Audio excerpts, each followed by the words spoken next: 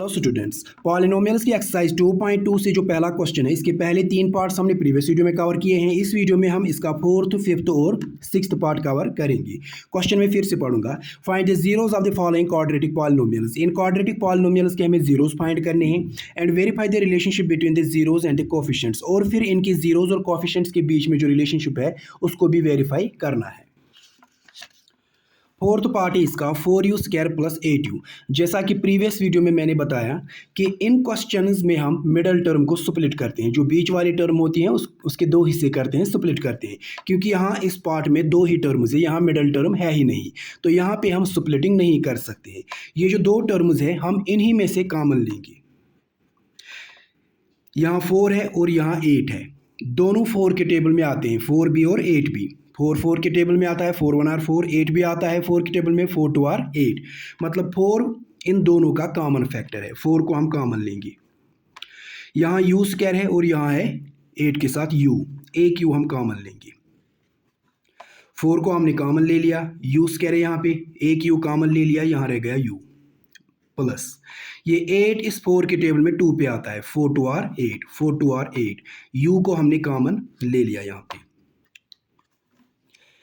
ये जो ब्रैकेट के बाहर है 4u और ये जो ब्रैकेट के अंदर है u प्लस 2, इन दोनों को हम 0 के इक्वल करते हैं। अब 4u जो है इसको भी हम इक्वल टू 0 करेंगे और ये जो u प्लस 2 है, u प्लस 2, इसको भी हम 0 के इक्वल करेंगे।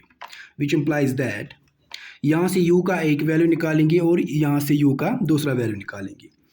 u इज इक्वल टू, यहाँ 0 है, ये जो u के मल्टीप्लाई में 4 है ना, इसको इज इक्वल टू के दूसरे साइड में ले जाएंगे तो डिवाइड में आ जाएगा। Which implies that u is equal to, 0 को 4 से डिवाइड करेंगे तो 0 ही आ जाएगा। यहाँ से हम u का दूसरा वैल्यू निकालते हैं। u इज इक्वल टू, इस प्लस 2 को इज इक्वल टू के दूसरे साइड में ले जाएंगे तो इसकी साइन चेंज हो जाएगी, -2 बन जाएगा। u के दो वैल्यूज आ गए, u का एक वैल्यू आ गया 0 और u का दूसरा वैल्यू आ गया -2। यही है इस पॉलिनोमियल के दो जीरोस ऑफ पॉलिनोमियल। इस पॉलिनोमियल के जीरोस आ गए, एक तो आ गया 0 और 0, दूसरा आ गया -2। ये आ गए 0 और -2 इस पॉलिनोमियल के दो जीरोस। अब हम वेरीफाई करते हैं इसको। वेरीफाई में हम पहले सम ऑफ जीरोस करते हैं। सम ऑफ जीरोस इक्वल होता है minus coefficient of x variable, क्योंकि यहाँ वेरिएबल u है, यहाँ हमें x नहीं u लिखना है। Coefficient of u upon coefficient of u², which implies that sum of zeros का सम करेंगे। जीरोस है 0 और -2, इनका सम करेंगे। 0 प्लस करेंगे इसको -2, इसका अपना माइनस, इसको ब्रैकेट में रखना है, -2 इज इक्वल टू, ये माइनस अपना है यहाँ पे कोफिशिएंट ऑफ u का कोफिशिएंट है 8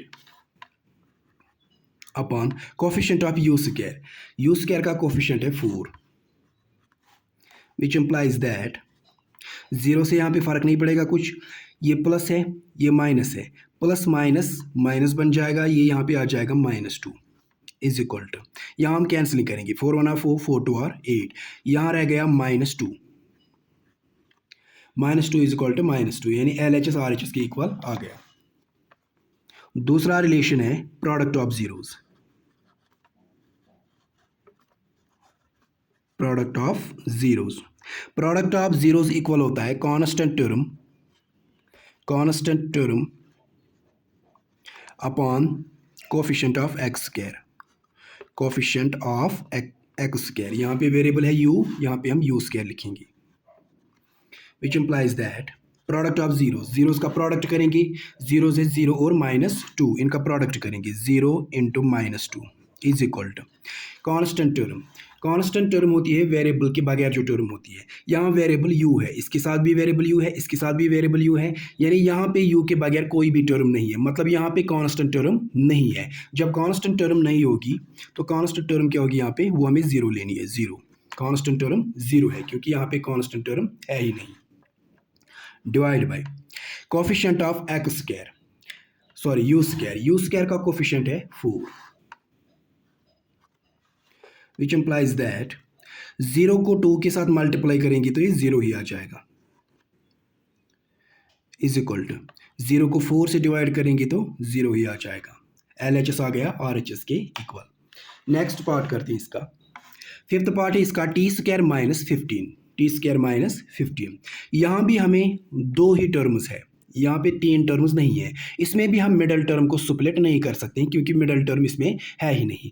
अब हम इसमें कॉमन लेते हैं, जिस तरह इसमें हमने कॉमन ले लिया, यहाँ भी यू था, यहाँ भी यू था, यू को कॉमन ले लिया और 4 को कॉमन ले लिया था, मगर यहाँ कॉमन कुछ नहीं आ रहा है। ये टी स्क्वायर है और ये -15, यहाँ कॉमन भी कुछ नहीं आ रहा है।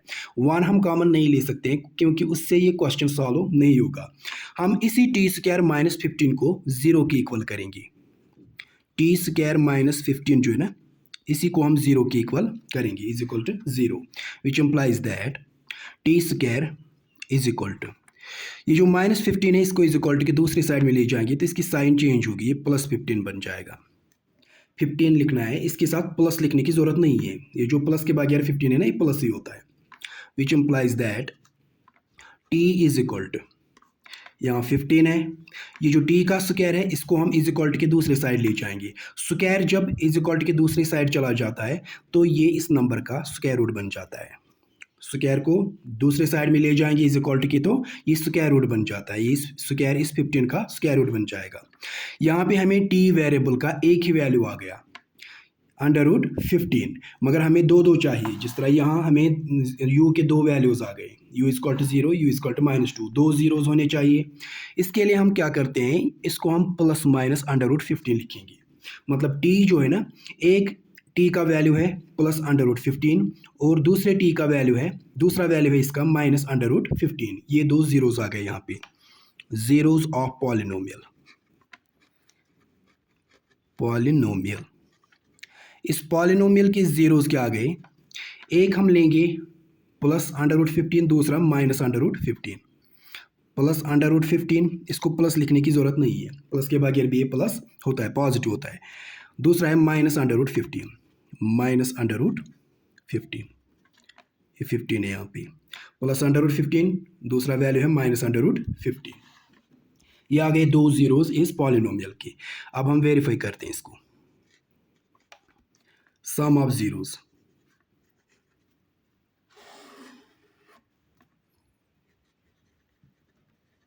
सम ऑफ जीरोज़ इक्वल होता है minus coefficient of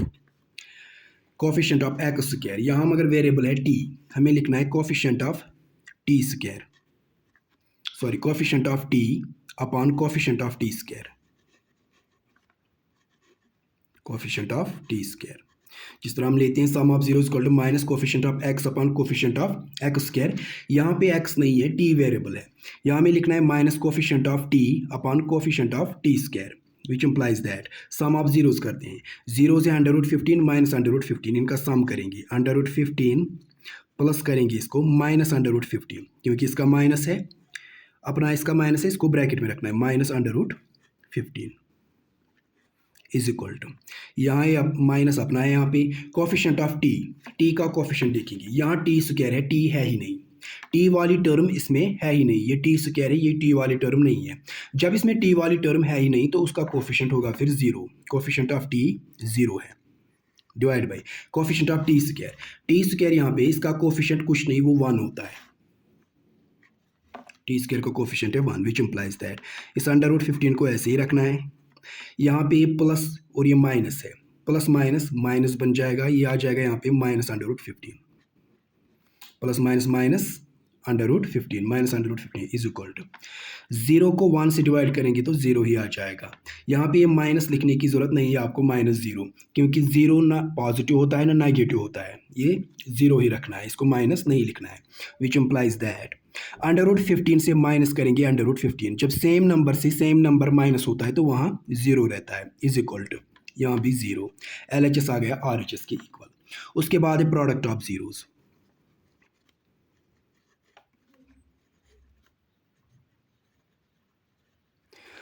product of zeros equal होता है constant term upon coefficient of x square, coefficient of x square, constant term upon coefficient of, sorry यहाँ पे टी वेरिएबल है, यहाँ लिखेंगे हम coefficient of T square, which implies that product करेंगे zeros का, जीरोज़ है √15 और माइनस √15, इनका हम प्रोडक्ट करेंगे।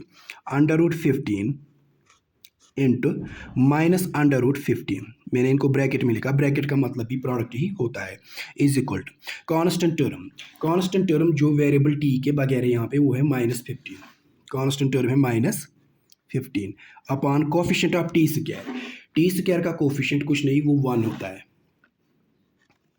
विच इम्प्लाइज दैट ये √15 को ये √15 के साथ मल्टीप्लाई करना है। जब एक ही नंबर दो बार मल्टीप्लाई होता है ना तो वो स्क्वायर बन जाता है, √15 इंटू √15 स्क्वायर बन जाएगा।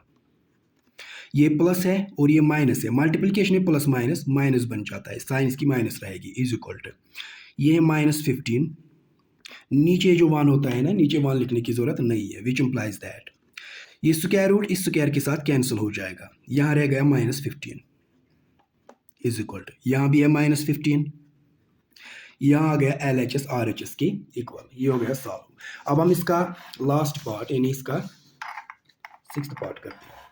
6th पार्ट है इसका 3x² -x -4, इसमें 3 टर्म्स है, इसमें हम मिडल टर्म को सुप्लेट कर सकते हैं। इस मिडल टर्म को हम सुप्लेट करने के लिए हम रफली यहाँ पे क्या करते हैं, x² के कोफिशिएंट और इस कांस्टेंट टर्म को मल्टीप्लाई करते हैं रफली। x² का कोफिशिएंट है 3 और कांस्टेंट टर्म है ये 4, 3 4 और 12, इस 12 के फिर प्राइम फैक्टर्स निकालते हैं हम। 12 इसको 2 से होगा, 2 6 और 12, फिर से 2 से होगा 2 3 और 6, फिर अब 3 से होगा 3 1 और 3। उसके बाद इनको अरेंज करना है, 2 फैक्टर्स बनाने हैं, इन दोनों को मल्टीप्लाई करेंगे, 2 2 और 4, इस 3 को ऐसे ही रखेंगे। इस मिडल वाली टर्म, ये जो मिडल वाली टर्म है ना यहाँ पे -x, एक x जो है यहाँ पे, इसको हम 4x और 3x, 4x - 3x में स्प्लिट करेंगे, क्योंकि जब हम 4x से माइनस करेंगे ना 3x, 4x से 3x कम करेंगे तो वहाँ 1x रह जाएगा। हमें इस 1x को 1 लिखने की ज़रूरत नहीं है, क्योंकि 1 के बगैर जो x है ना इसका मतलब भी 1x ही होता है, मगर ये जो x है ना ये माइनस है, ये यहाँ पे माइनस है, सब्ट्रैक्शन करना है इनको तब जाके 1x को इक्वल आता है। यहाँ पे सब्ट्रैक्शन में हमें आंसर माइनस में तब आता है जब ये बड़ा नंबर जो होता है ना इसको हम माइनस रखते हैं और छोटे नंबर को प्लस रखते हैं। 4x को माइनस रखेंगे और छोटे नंबर यानी 3x को प्लस रखेंगे। -4x से +3x सब्ट्रैक्ट करेंगे तो वहाँ -x रह जाएगा। इसको इस -x को हम -4x और +3x में स्प्लिट करेंगे, विच इम्प्लाइज दैट 3x² -x की जगह लिखेंगे -4x + 3x, क्योंकि जब हम -4x से 3x सब्ट्रैक्ट करेंगे तो वहाँ ये -x रह जाएगा, ये -4 ऐसे ही, विच इम्प्लाइज दैट इन दोनों में अब कॉमन लेना है, यहाँ 3 है यहाँ 4 है, ये कॉमन, इनका कोई कॉमन फैक्टर है ही नहीं, यहाँ x² है यहाँ 1x है, x कॉमन लेंगे, यहाँ रह गया 3, x² से 1x कॉमन ले लिया, यहाँ रह गया 1x, बीच में -4 x हमने कॉमन ले लिया प्लस, अब इन दोनों में कॉमन लेना है, ये 3x से है -4, इन दोनों में भी कुछ कॉमन नहीं आ रहा है, यहाँ पे हम 1 कॉमन लेंगे, इन दोनों में हमें, यहाँ में x कॉमन आ रहा था, इन दोनों में हमें कुछ कॉमन नहीं आ रहा है, तो यहाँ पे हमें 1 कॉमन लेना है।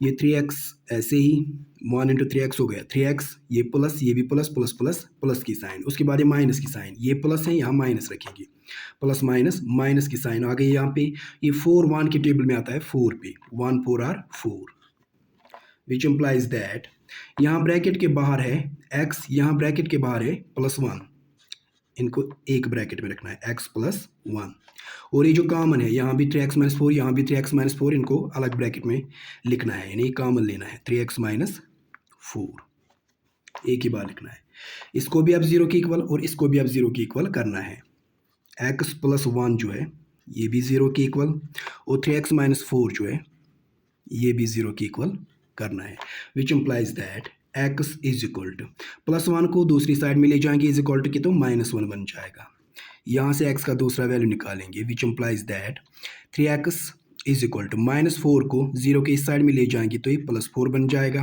Which implies that x is equal to, यहाँ है 4, x के मल्टीप्लाई में जो 3 है इसको भी इज इक्वल टू के इस साइड में लाएंगे तो ये डिवाइड में आ जाएगा, डिवाइड बाई 3 एक्स के दो वैल्यूज़ आ गई, एक एक्स का वैल्यू आ गया -1, दूसरा आ गया इसका वैल्यू 4/3। ये जो वेरिएबल की दो वैल्यूज़ आ गई, यही इस पॉलिनोमियल की ज़ीरोज़ हैं, ज़ीरोज़ ऑफ पॉलिनोमियल। इस पॉलिनोमियल की ज़ीरोज़ जो है, और एक है -1, दूसरा है 4/3। ये आ गए इसके दो ज़ीरोज़। अब वेरीफाई करेंगे रिलेशनशिप, अब वेरीफाई करेंगे यहाँ पे बिटवीन ज़ीरोज़ एंड कोफिशिएंट्स के बीच में जो होता है। पहले sum of zeros,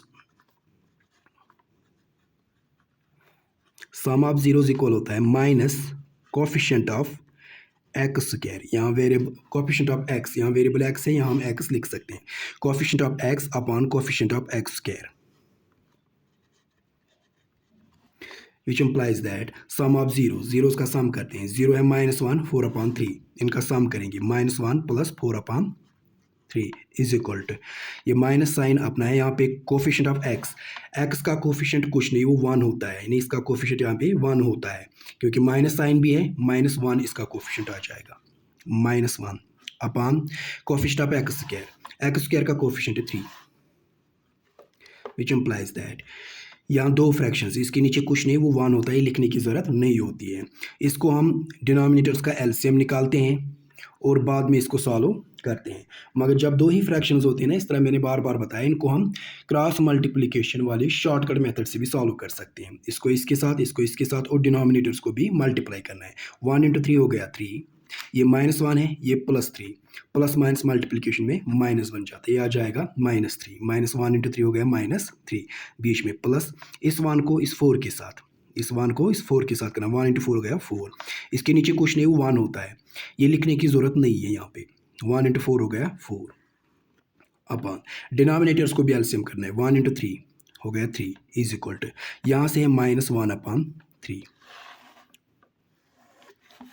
which implies that यहाँ ये -3 है, ये है +4, एक नंबर माइनस दूसरा प्लस होगा तो सब्ट्रैक्शन करना है, बड़े से छोटा माइनस करना है। 4 से 3 माइनस करेंगी तो वहाँ 1 रह जाएगा, डिवाइड बाई नीचे है इसके 3, 1/3 इज इक्वल टू, यहाँ है -1/3,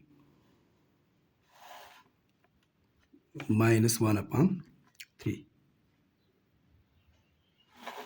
सॉरी यहाँ पे इसको, ये जो माइनस है ना, ये माइनस यहाँ पे अपना माइनस है इसका, ये यहाँ पे इसका अपना माइनस है। कोफिशिएंट ऑफ एक्स जो है, एक्स का कोफिशिएंट यहाँ पे कुछ नहीं, वो 1 है, और ये माइनस साइन है, यानी इस 1 का अपना यहाँ पे माइनस अलग है, इस 1 का अपना माइनस अलग है, वो हम यहाँ पे डालना भूल गए थे।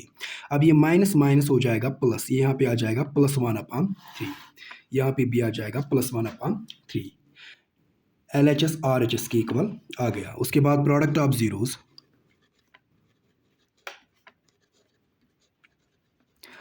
प्रोडक्ट ऑफ ज़ीरोज़ बराबर होता है constant term upon coefficient of x square,